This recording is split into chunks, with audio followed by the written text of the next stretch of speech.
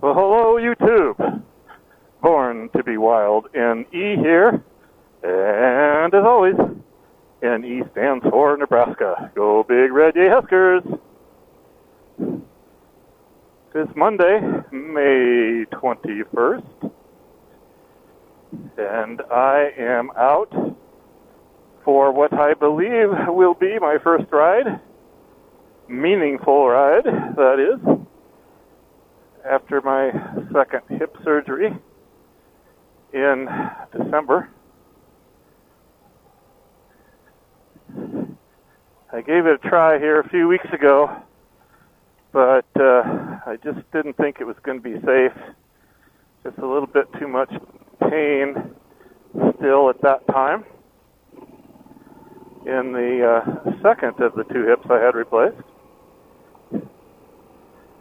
So I added a couple exercises to my post-surgery exercise regimen, and they seem to be making a difference.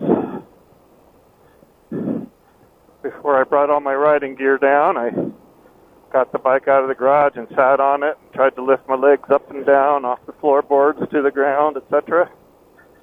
And I'm thinking I can make a go of it. If that changes, I will obviously turn around and go back and park it. Oh my goodness. What a gorgeous day here.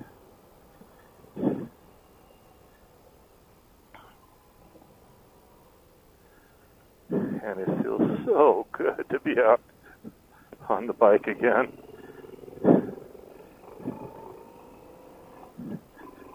My hope is reestablished.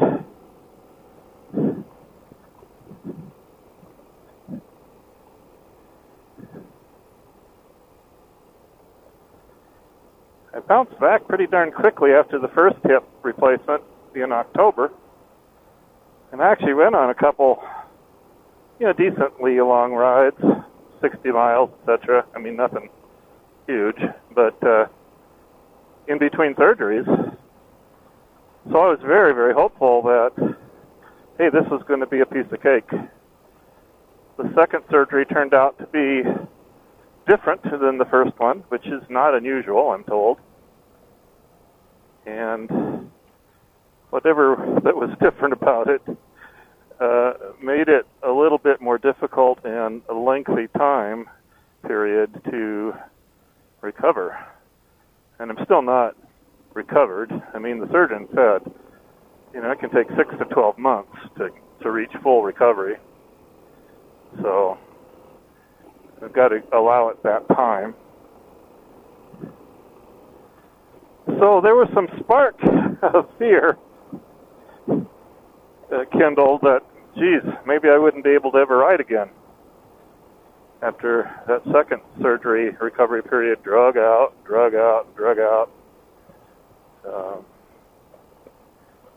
But these two new leg exercises I added to the existing routine seem to be helping.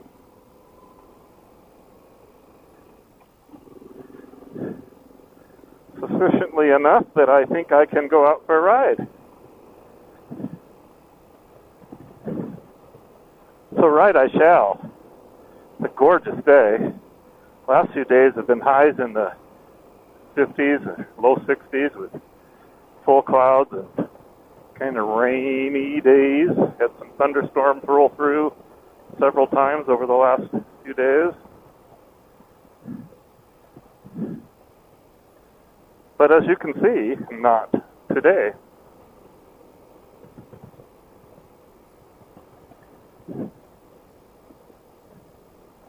So we'll take you through some bits and pieces of today's ride later.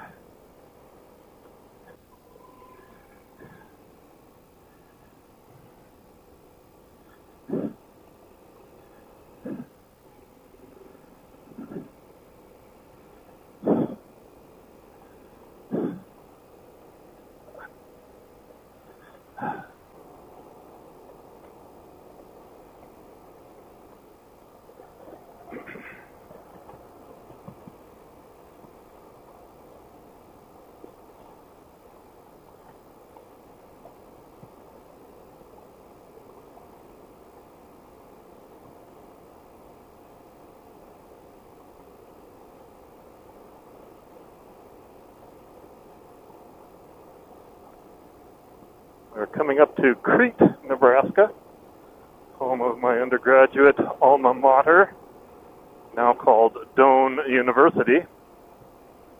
It was Doane College back in the day.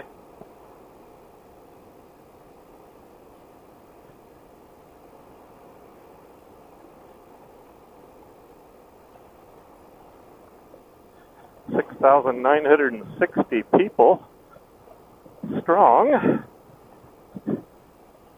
Quite a bit smaller back in the day.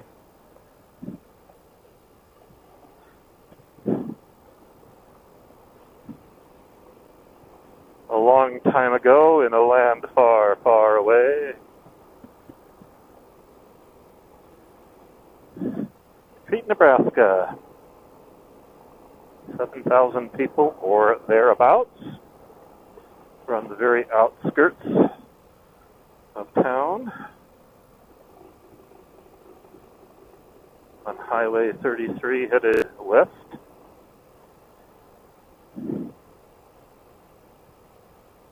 Used to be a big Alpo plant, and now it's Nestle Purina. Kids in college would work here when they could. And unfortunately, when the wind was from the wrong direction, the campus didn't always smell so hot. I think that's changed too with technology in the plant.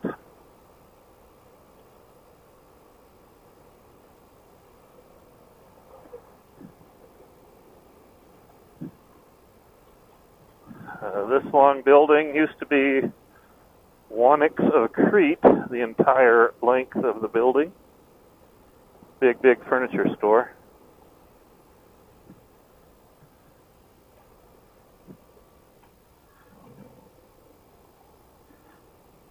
Wonix went out of business, and over the years, they've subdivided that building into many different storefronts and offices.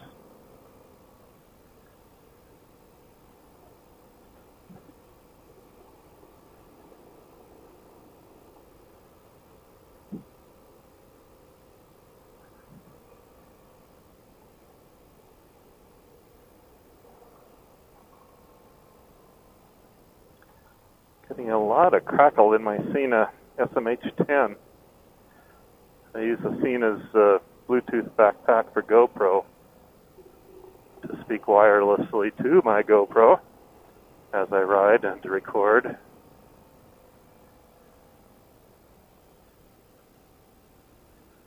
I'm hoping the crackle is not recorded and it's just in my speakers.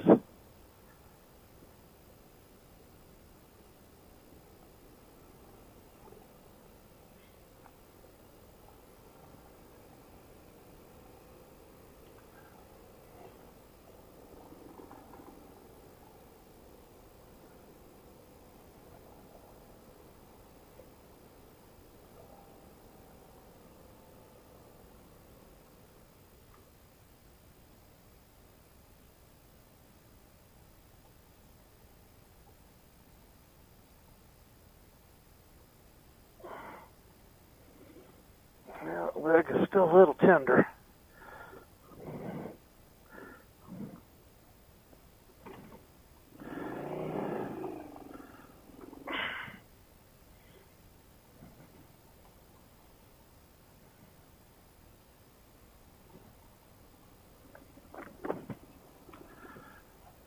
Flag at half-mast.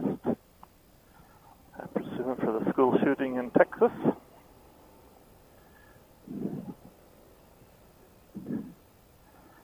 "70 degrees, it says. Weather forecast called for a high of 77 in Lincoln. But then we got a hot stretch coming here, not too distant into the future. High 80s, even hitting 90, which is way too hot for this time of year. All these places have changed. Funny that happens over 40 plus years.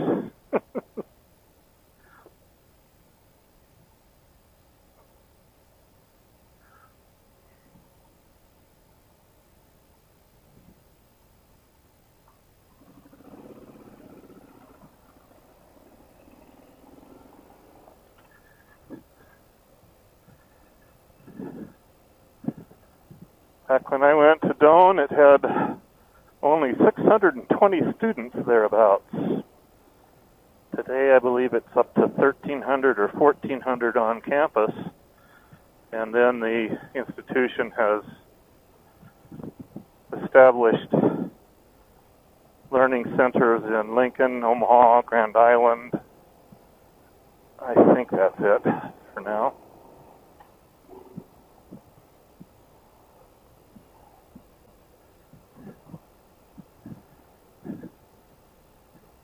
Tahazuka Park is over that way.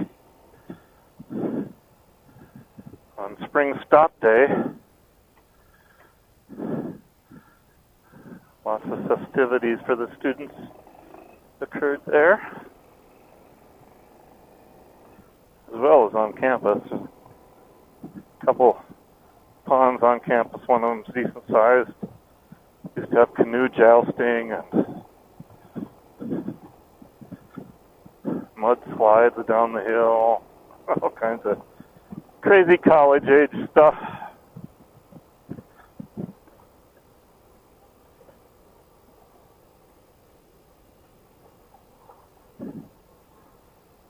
See here, the Big Blue is not so deep or big today.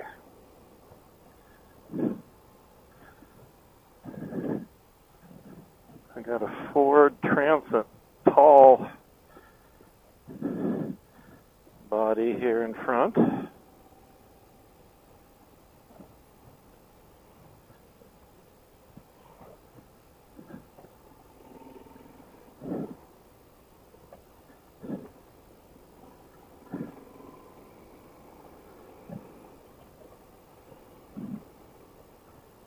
I'm looking at buying a van and building out into a tiny home on wheels, camper van, something I could use to explore North America. And I mean explore it with some depth, not just the typical tourist passing through that I usually am.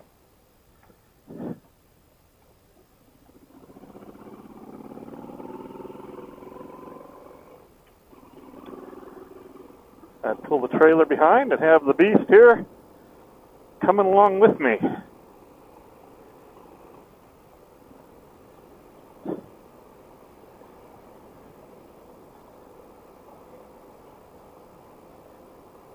Get someplace and park my home and explore it more thoroughly on motorcycles. It's easy parking in some of the national park lots, etc. Assuming the weather was cooperating.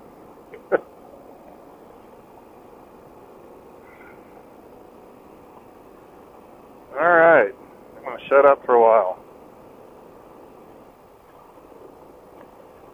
Enjoy the ride.